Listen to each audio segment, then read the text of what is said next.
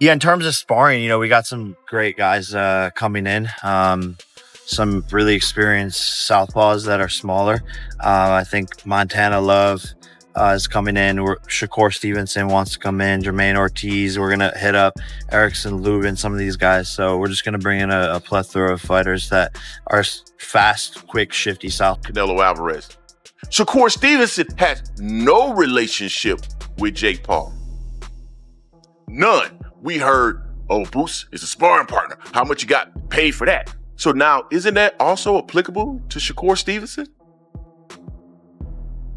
Is he not also a sellout? It's honest. But again, I want to see them fight. I want to see some aggression. Tank would have that if it was anyone he actually felt was worth it. I just don't know if he thinks Jake's worth it. Again, I get that feeling that he just is there. Jake Paul's newest strategy involves bringing Shakur Stevenson into camp for sparring before his clash with Gervonta Davis. Paul revealed that Stevenson himself volunteered to join, which adds legitimacy to his preparation. He explained that his team has assembled multiple talented southpaws, skilled fighters who may be smaller, but can give him the correct looks. Shakur's name stood out because no prior association existed between him and Paul. Still, Paul believes that working alongside Stevenson and others will polish his skills as he readies for the challenge against. In terms of sparring, we got some great guys coming in. Some really experienced southpaws that are smaller. I think Montana Love is coming in. Shakur Stevenson wants to come in. Jermaine Ortiz. We're gonna hit up Erickson Lubin. Some of these guys. So we're just gonna bring in a plethora of fighters that are fast, quick, shifty. Tank, some analysts have expressed doubts about the sudden partnership between Jake Paul and Shakur Stevenson, calling it unusual and suspicious. They argue Stevenson has positioned himself for sparring duties in the same way Yaron Boots Ennis once did when helping Canelo Alvarez train for Terence Crawford. What makes this unique is the complete absence of prior links between Stevenson and Paul. Boots had known Canelo through family ties, which made their situation easier to understand. In Shakur's case, there is no personal background with Paul, so critics believe financial motivation may be the key. The view is that Paul offered Stevenson hefty money to participate. This sparks debate about whether Stevenson's decision is strictly business-focused rather than boxing-driven, as it represents an odd alliance with no prior ties. Shakur Stevenson reached out to Jake Paul in support of him preparing for Gervonta Davis. Help me understand, what is the difference between Boots Ennis reaching out to Canelo Alvarez in support of his preparation for Terence Crawford versus Shakur Stevenson reaching out to Jake Paul in preparation for his fight with Gervonta Davis? Tell me, what is the difference? I'll tell you what the difference is. The Ennis family actually had a relationship with Canelo Alvarez. Shakur Stevenson has no relationship with Jake Paul. None. We heard, oh, Boots is a sparring partner. How much you got paid for that? So now, isn't that also applicable to Shakur Stevenson? Is he not also a sellout? I don't want to hear anything about this fight. It's against a YouTuber, it doesn't matter. No, Shakur Stevenson is an elite level fighter that is going to be a sparring partner to a YouTuber, and he reached out to him directly to make it happen?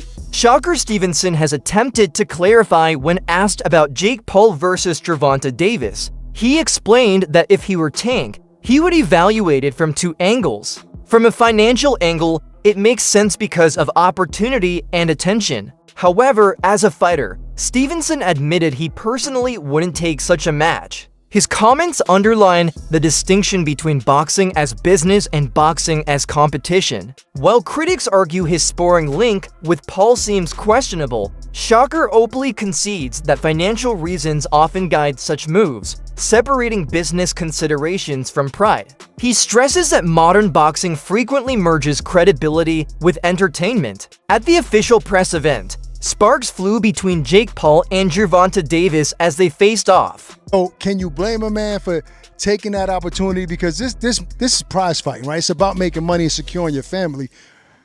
Can you fault him for that? It's two sides of that. Like, okay. It just depends. Like, as a fighter, just because I had a draw with somebody, for me, I may run it back.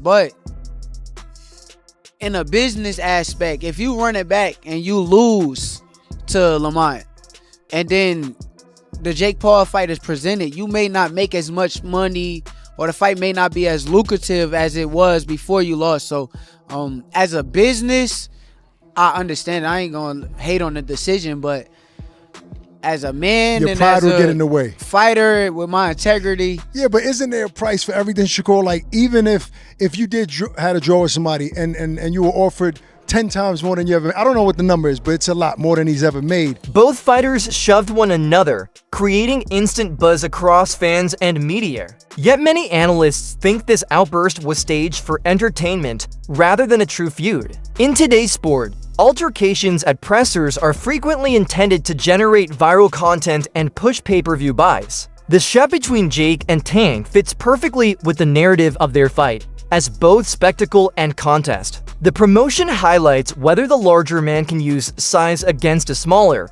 sharper boxer, or whether speed and skill can offset power.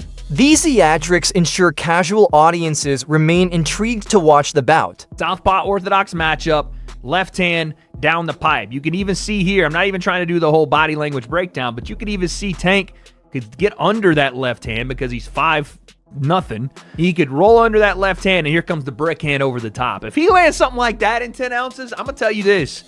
Jake's 200 and something pounds. That's still going to hurt at the very least, and who knows what, because Tank's got ridiculous power. So Jake, a little sloppy on the push there. He got pushed. He wanted to get it back. There's something to be taken away from that, but lines up perfectly for a counter left hand. And you even see his promoter here is kind of grabbing his left hand because Tank wanted to let it fly. And Jake backed up a little bit. He said, oh, and Tank comes with that. Tank, man. Tank said, where I'm from, the bullies get bullied. All right, dude, there you go. Listen, takeaways from this thing, I don't know. Tank seemed to have a little bit more energy today. He seemed to be more lively. Him going back and forth with the media, with Jay Leon, with Jake, with Aiden Ross. There seemed to be a bit more energy today. That's all I really asked for. So in terms of, selling us on something, sure. Better job today from both guys. Jake, seemed a bit more locked in here with Tank as well. They had a little bit more fun. Tank going after Nikisa was pretty funny. But listen, this doesn't change anything in my mind. The 10-ounce gloves doesn't really change anything to me. I mean, again, I think that's a bad idea for Tank, more so because even if Jake doesn't land clean, those are 10-ounce gloves, still going to hurt. Tank is still punching in gloves that are 2 ounces heavier than he normally uses, so I don't know how that's a win for him. The $2 million bet almost certainly won't happen, which I didn't think would in the first place, but Tank pretty much confirmed it. And we're all left with the same kind of idea that we thought about this to begin with. This is an entertainment exhibition that we know is going to draw a ton of eyeballs. I'm going to watch, and there's going to be great high-level competition boxing on the underneath card. And even in the main event, if something is to happen, if someone is to get knocked out, it will go mega viral, and both these guys are good. Despite the hype-driven promotion, insiders stress Gervonta Davis is taking matters seriously. Observers note his training and demeanor, suggesting Tank is fully locked in. They emphasize that the stakes are greater than some realize. Beating Jake Paul would earn Davis not just money, but a wider audience. Experts warned Paul not to overlook Tank like he has older names such as Mike Tyson in promotional talks. Unlike retired legends, Davis is in his prime and feared for his aggression inside the ropes. If Paul enters casually, the consequences could be severe. Davis's focused preparation proves he knows both the payday and the risk of losing to a YouTuber turned boxer. That's it for today's video. Stay tuned until next.